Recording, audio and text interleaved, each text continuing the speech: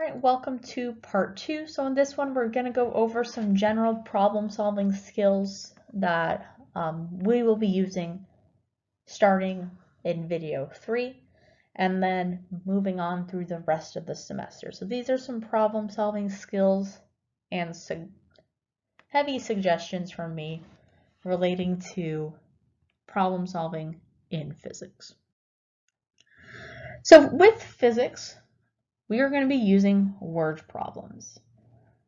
And I know word problems are not everybody's favorite. I thought they were okay when I was younger doing math.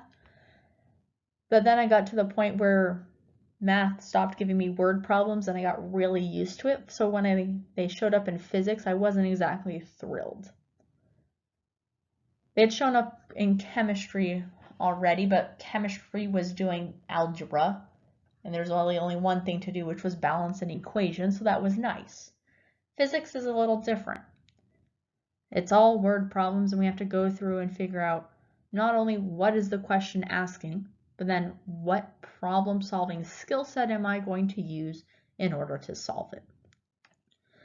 So I want to go through some problem-solving steps. These are going to be the steps that I use throughout the semester. And from the physics professors I have spoken to here at DVC, in particular the ones who I have worked with probably the closest, so Dr. Large, Dr. Caldwell, them explicitly we've done some problem solving stuff together, also with Professor Martin. All of us agree on these general steps. I haven't done problem solving with all the professors, but I've seen a couple of their works, and these are steps that they use. So the first thing you are always going to be doing is drawing a picture. Okay, maybe it's not first, maybe it's second, but drawing a picture is always super beneficial because it does two things. One, it helps you take the words that you're looking at and figure out, okay, how do I have to go and stop reading this question every time? If I draw a picture, I'm going to be able to better understand what's happening.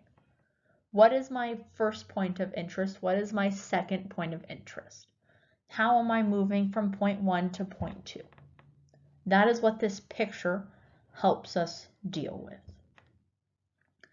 The second is going to be writing out all variables with their known or unknown values. You're probably solving for a variable of some sort in this question. You're very rarely going to be solving for something that says like 2 is equal to 2. You can use that method, but it's whether or not that's useful is, we'll see later in the semester. So writing out the variables is beneficial for two things. One, it tells me what letter or combination of letters you are using for something like velocity.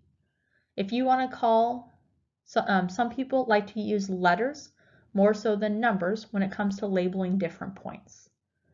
So by drawing a picture and writing out your variable, I know what you are using. So if you accidentally use the wrong variable in the wrong location when doing a problem-solving question and I am grading it, I am much more likely to be like, okay, you just flipped your numbers here. -1 out of 20. Whereas if you just plug in numbers randomly and I don't know what you're doing, that's going to be a lot more points off of your question. So writing out your variables helps me as the person grading you. It also helps you as you don't have to keep going through and rereading the question to keep getting your values every time you want to use them.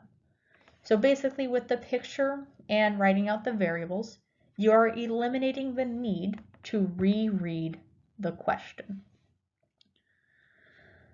Step 3 is picking your starting equation or equations if you end up needing multiple. Step 4 is algebraically rearranging your equation. Now, the reason doing algebra with the variables is better is you are going to have less rounding errors, and also it is much easier for your professor who's grading your exam to follow. Because I will be honest, I have a hard time writing out long string numbers correctly every single time. So, to help me personally get the right answer at the end, I keep it as a variable. Also, it's going to make sure that I do the algebra correctly originally. Because if you mess up plugging in numbers in step 2, and then you go down to step 6 for your answer, all of your numbers are going to be wrong. And so it's going to be really hard to figure out how many places stuff didn't go correctly. So I heavily recommend doing the algebra first because it will help you make sure you're doing the math correctly. 2, you're not going to have accidental rounding errors. And 3, what it's going to help you do is make sure, because you're only plugging in numbers once, you probably have less chance to have an actual number error unrelated to rounding. So that, it's kind of a multi-approach situation where it just makes life simpler to do it as algebra first. And then you plug in numbers and solve for your particular unknown. Once you've solved your number, then you can round and use the correct number of significant figures. Again, correct being in this class, you could have 1 or 2 extra ones. So I want to talk about variables. So in this class, a lot of what we're going to be using is variables in our equations, because that way we don't have to create a new equation for every single question. So very commonly we are going to be seeing numbered subscripts or lettered subscripts for our particular question. So if you have a numbered subscript, so let's say you have V1, or let's start with 0. You have V0, V5, and V27. Now we're never going to get to 27 points. I mean, we could, but we're not. But these are just some random V values with a subscript number. Each one of these numbers corresponds to a different point in time. So this could be my time is equal to 0, 5 seconds, 27 seconds. Now that can be how I number them. I can do 0, 1, 2, 3. If I don't want to have to deal with writing out 27, maybe you just say time 3 is 27. Or time whatever is whatever. So normally our first numbered subscript is going to be 0. And that is because this is where time is going to be beginning. All of our, not all, but again, to make it so our change in time is a little bit easier, we pretend that time is starting at the whatever is happening in our question is starting. So this is why our subscripts are normally going to start with 0 and not 1. So you can have subscripts for the directions that indicate which direction they move in. So Vx, Vy, Vz. Sometimes subscripts are going to start adding up, and it's okay to use different variables. So for example, when we get into momentum, the textbook is going to have something like what did they use? I think it's like AX1. I don't know about you, but I'm going to forget to write some of those. So you could simplify that if you wanted to something else. So you could call it, maybe you call it VAX prime, or maybe you just say, hey, I'm going to call this V, I don't know, Q, right? You've indicated what it is, the variable you are going to use throughout your question. So by defining your variables, I'm able to follow the work that you are doing. So like I said, the textbook is going to use a lot of subscripts. As we go through the semester, I will tell you in some of the locations where different notation is used. I'm going to be trying to match the textbook throughout the semester, but you'll see in a couple of locations, I get a little lazy because I learned in a different way than the textbook is. So even though I used the same textbook, but I used the second edition, my professor had learned a different method, and that's what she taught us. So some of these variables that we'll see in the textbook, like I said, I'm going to try to match them, but that doesn't necessarily mean that is exactly what you're going to find if you look in other locations. You'll still see V for velocity, but maybe you'll see different subscripts associated with it in different situations. All right, so we're going to go ahead and do chapter 1, problem 41. So what I'd like you to do is pause the video, and again, we're not doing problem solving in this, it's just going through and setting it up. So in reality, drawing the picture, writing out my knowns and my unknowns.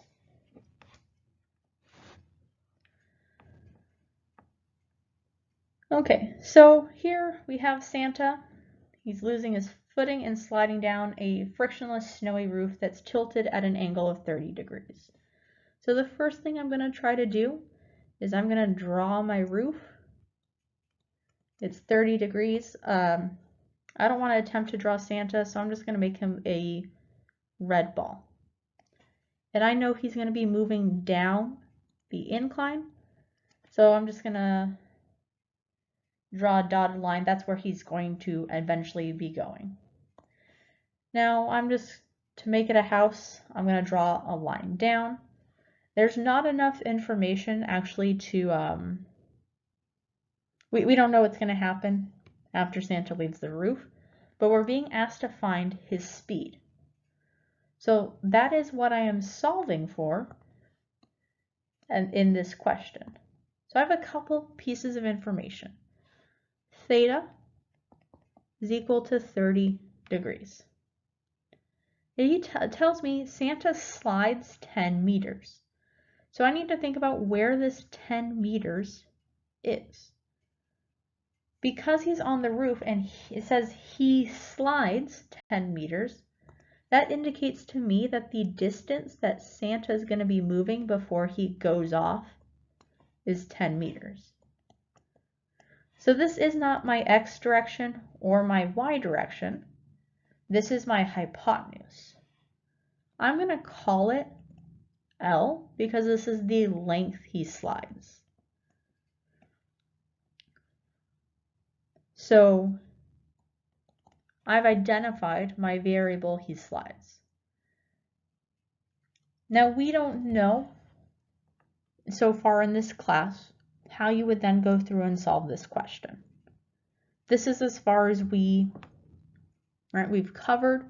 We've talked about how to break things into components, but we don't know if we would need to do that for this question. So here we're kind of stuck. This is what we know at this time in class. We're going to come back to questions like this later in the semester when we talk about Newton's laws of motion.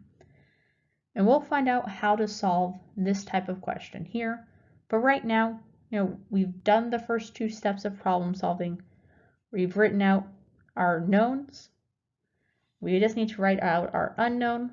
I don't know the speed in which he's falling off. the roof. So I've written out all of my variables. I drew a picture. I've done the first 2 steps of problem solving, and as of right this second, do not have the skills to continue on, so we're going to stop here. So this is going to be the end of the second video. Make sure to watch the next video as well, because we're finally going to get into our first set of physics equations.